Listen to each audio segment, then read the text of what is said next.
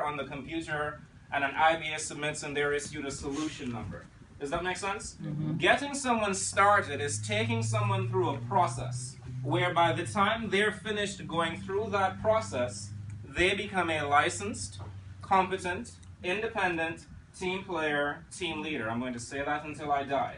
Because that is the purpose of recruiting someone. It's not just so that you can say, woo, I got to recruit. It's not the person that recruits the most that wins in business. Does that make sense? Mm-hmm. The person that licenses and trains the most wins in business. Because we could, how many people are, let's say there are 20 people in this room, but there's more like 50, right? And let's say in another room there's 5 people.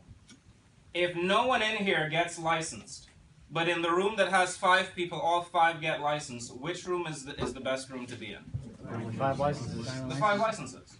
Which room would you rather be in? You'd rather be in the room with the 5 licenses because Primerica is not a financial services company, for those of you who haven't figured that out yet.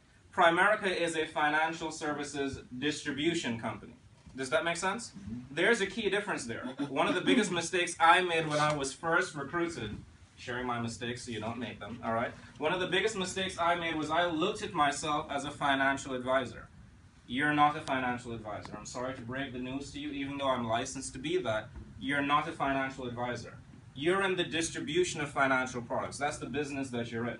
And the only way for you to be successful in distribution is to increase distribution. Does that make sense? Yep. If you have 24 hours in a day, what's the maximum amount of hours you can work and still live and breathe? Let's just call it 10, all right?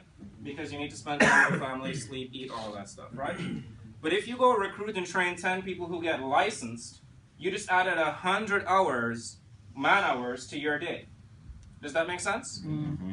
You always hear people, every single person has the same amount of hours. Not true. Business owners have more hours than employees, right? Yeah. How many of you have a job?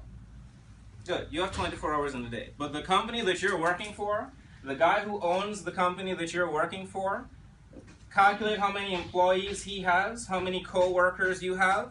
That's how many hours he has or she has in their day.